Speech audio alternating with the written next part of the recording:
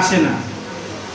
ফুল যখন তার ঘ্রাণ ছড়াবে অবশ্যই মানুষ ঠিকই তার নির্দিষ্ট জায়গায় গিয়ে কালকে আছে পরশুদিন নাও থাকতে পারে। ইউরিয়ার দাম বর্তমান বাজার মূল্য হয়তো 30 টাকার কাছাকাছি। 1 কেজি ইউরিয়ায় যে কাজ করবে 1 কেজি ভার্মি কম্পোস্টের দাম আপনি হাতের কাছেই পাচ্ছেন 10 টাকা। কিন্তু এখন চাষ, পর্যবেক্ষণ, মনিটরিং, সার ছড়ানো, এইসব কাজ সারা দুনিয়া হচ্ছে। আমরা কিন্তু এই পর্যন্ত যেতে চাই, করতে চাই, কিন্তু আপনাদের নিজ উদ্যোগে নিজ দায়িত্ব নিয়ে এগিয়ে আসতে হবে।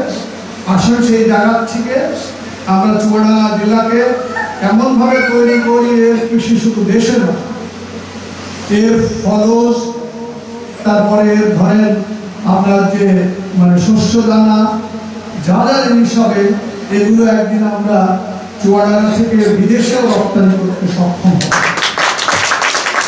সেই জায়গা থেকে আপনাদেরকে প্রস্তুতি, মানসিক দৃঢ়তা এবং একটা চেতনা নিয়ে অগ্রসর আহ্বান জানাচ্ছি। আর আমাদের যে সমস্ত বোনেরাই বেশি দেখছি, হয়তো ভাইরাও আছে সাথে, সেটা হচ্ছে যে শ্রমিক হিসাবে কাজ করছেন তারা। এটা অমর্যাদাকর কিছু নয়, আমি মনে করি এটা মর্যাদা। এবং বিদেশে যে সমস্ত কৃষি শ্রমিক আছে, এটা শুনলে আপনাদের একটু আমাকে উল্টাপাল্টা মনে হতে পারে।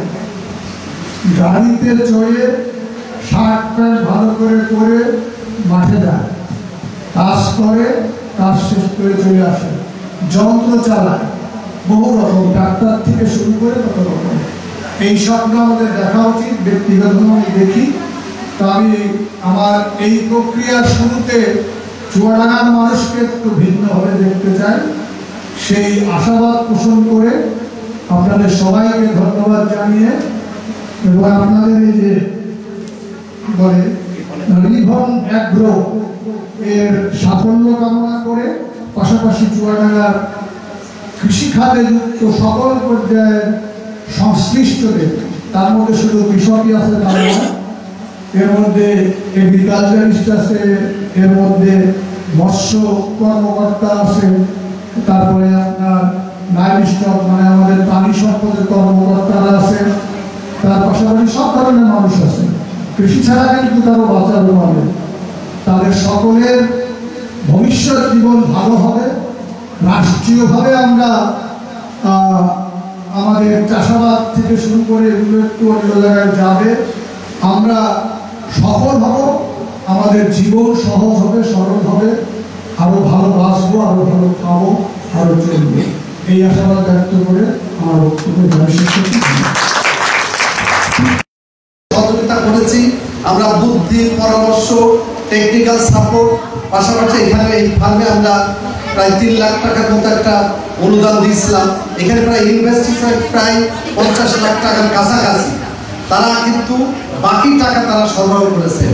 আমরা আপনাদের সাথে আছি, থাকবো এবং আগামীতে যখন যে বিভিন্ন ধরনের সহায়তা আমরা আপনাদের প্রয়োজন অনুযায়ী দেব। কারণ আমাদের এখানে যারা কৃষিবিদ তারা আপনাদের সাথে আছে, আপনাদের মালের কোয়ালিটি আরো বৃদ্ধি করার জন্য তারা সর্বত কাজ করবে। এবং আজকের এই উদ্বোধন অনুষ্ঠানে আবারও আপনাদের সফলতা কামনা করে আমি আমার কথা শেষ। নতুন যে জেনারেশন আছে, যুবকদেরকে যদি আমরা উদ্বুদ্ধ করতে চাই, তাহলে এই ধরনের প্রকল্প, এই ধরনের কাজ আরো বেশি করে করতে হবে। এবং চুয়াডাঙ্গা একটা মডেল হতে পারে যেখানে এই যুবকদের জন্য কর্মপরিবেশ তৈরি করবে, যে যুবকরা বিভিন্নভাবে কৃষির সঙ্গে না, কৃষির অন্যান্য যে উপাদানগুলো আছে, আমরা যেটাকে বলি বায়ো ইনপুট, সেই জায়গায় কিভাবে তারা কন্ট্রিবিউট করতে পারে বা কিভাবে অবদান রাখতে পারে, সেই জায়গাগুলোতে আমাদের মনোযোগ দেওয়া দরকার। আর আমি বিশেষ কিছু বলবো না, আমি মনে করি ওয়েব ফাউন্ডেশন এই ধরনের কাজের সঙ্গে এখন যেমন সম্পৃক্ত আছে, ভবিষ্যতে আরো গভীরভাবে সম্পৃক্ত থাকবে এবং আরো নতুন নতুন উদ্যোক্তা তৈরি করবে। ধন্যবাদ।